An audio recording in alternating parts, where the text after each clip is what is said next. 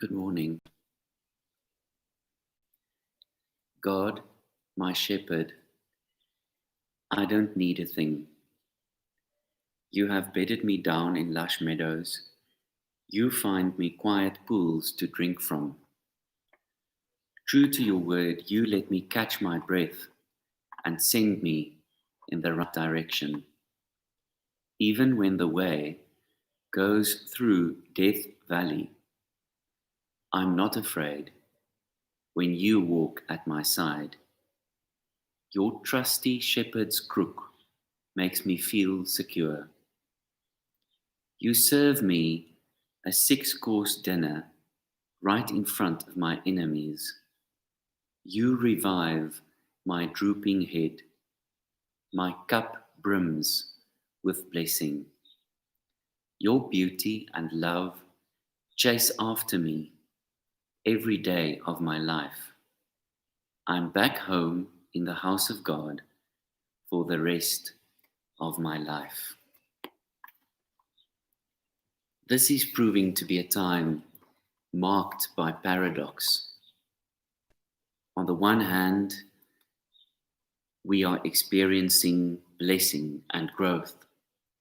On the other hand, we are experiencing despair and uncertainty, and many people are suffering deeply and in very sort of troubling and unsettling ways. So how can this Psalm 23, how can that even be useful to us today? Well, it's more useful. It has more impact, perhaps, than ever before. Because the Psalm says, I have everything I need. In terms of longing, in terms of craving, in terms of being hungry for whatever, Psalm 23 says, I have everything I need. That's a paradox in itself. Because we don't have everything. We don't have guarantees. We don't have an exact timeline. We don't have a secure and a final indication as to how and when this will be over. But we have everything we need. Part of the message of Psalm 23 is that God's presence and faithfulness never depends on current conditions, on circumstances, on what is happening right now, on the prevailing mood in the country or in the world, even on my prevailing mood.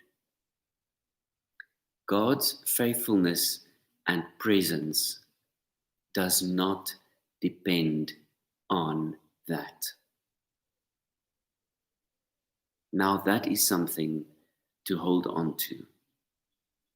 That is a place to return to. That is something to remember. And it's not a small thing. It's not a small reassurance. It's not a tiny little source of hope and security. When we read the Psalms, we see it time and time again.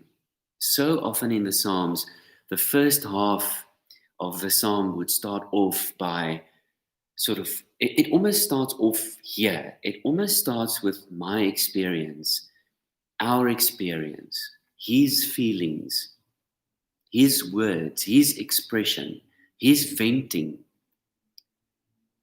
his anger. And then it's as if quite often in the second half of the Psalm, the focus shifts to God. The focus changes to remembering, almost a sort of self-reminding process, where the psalmist then says, but wait a minute, It is terrible and it is bad and it's hard and it's unfair. And where's the justice? And why is there so much corruption and violence? And where will we find hope? And why is God not showing up? But then in the second half, it's as if after that venting, the author then says, but wait a minute, I'm going to take a moment to remember who God is. I'm going to take a breath and I'm going to be reminded that everything is not determined here or here or in the news or by that. In Psalm 23, the return, the remembering is this: God is more than just my shepherd. The Lord is my shepherd, but the Lord is also my host. The Lord is the host who welcomes me and makes me sit down at a table, and he serves me a 6-course dinner in the presence of my enemies. What will happen to us? How will we live if we see our presence in the world as if God is the ever present, ever faithful, ever good host who always, continuously, without fail, welcomes us in the world? How will your life be? How will my life be if I step out in the morning, if I look at the trees and I hear the birds and I say, I remind myself, God is not only my shepherd, he is also my host. God is the one who welcomes me in the world. Again, the paradox. Because the unsafety is always with us, the threat always looming. But that's only one side of the story. The other side is that God is leading, that God is protecting, that God is guiding like a shepherd. He is welcoming like a host. He is preparing a meal like a capable cook. He is the one who makes us feel at home. We are remembering that life is difficult. We are experiencing it. But we also remember that God is not absent, that God is present, that God is faithful.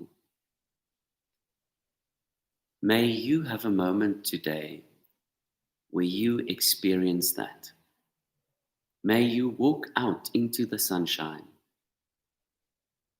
And if you are near or around jasmine, if you smell the jasmine, if you see perhaps somewhere the very first sign that spring is coming, may you experience God not only as shepherd, but as host, your host in this world. Let us pray.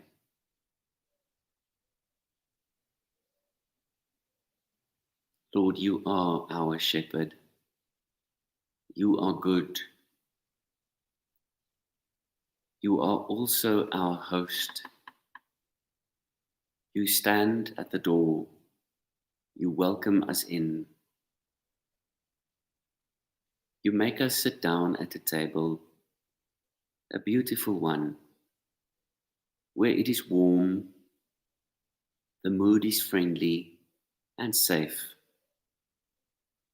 You tell us that we can take off our masks, that we can truly relax.